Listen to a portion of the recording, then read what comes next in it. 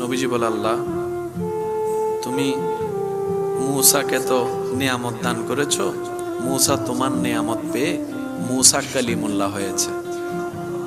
আল্লাহ তোমার ভান্ডারের নিয়ামত পেয়ে ঈসা রূহুল্লাহ হয়েছে, দাউদ খলিফাতুল্লাহ হয়েছে, ইসমাইল জবিহুল্লাহ হয়েছে, ইব্রাহিম খলিলুল্লাহ হয়েছে।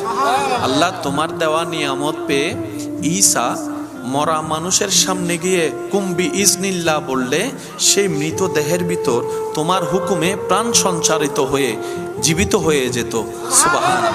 আল্লাহ তোমার নিয়ামত পেয়ে তোমার হুকুমে মূসা লাঠির আঘাত দেওয়ার সাথে সাথে ওই সাগরটা দুই ভাগ হয়ে গেল। আল্লাহ তোমার নিয়ামত পেয়ে ইউসুফ এত সৌন্দর্য লাভ করেছে, পৃথিবীর সবাই মুগ্ধ হয়ে শুধু ইউসুফের দিকে তাকাই থাকতো, ইউসুফের দিকে তাকাই থাকতো। এমনও তো বিশ্ব দেখেছে এই সৌন্দর্যে মুগ্ধ হয়ে আরবের মিশরের নারীরা আপেল লেবু কাটতে গিয়ে হাত কেটে ফেলেছে, তাদের খবর হয় নাই, ব্যথাও হয় নাই, রক্ত পড়ছে সেই অনুভূতিও তাদের ছিল না।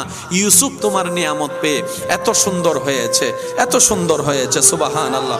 আল্লাহ গো তোমার দয়ার নিয়ামত পেয়ে দাউদ এত সুন্দর কণ্ঠ পেয়েছে, উনি যখন তেলাওয়াত করত সৃষ্টি জগতের সবাই মুগ্ধ হয়ে ওনার তেলাওয়াত শুনতে চলে আসতো, এমন মুগ্ধকর তেলাওয়াত পেয়েছে।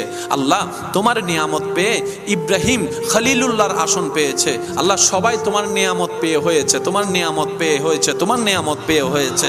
তুমি দিয়েছ ওনারা আলোকিত হয়েছে, তুমি দিয়েছ ওনারা উদ্ভাসিত হয়েছে, তুমি দিয়েছ ওনারা মুআজিজা দেখিয়েছে। আল্লাহ আমি যে যাচ্ছি আমাকে কিছু দিবেন না তোমার নিয়ামতের ভান্ডার থেকে?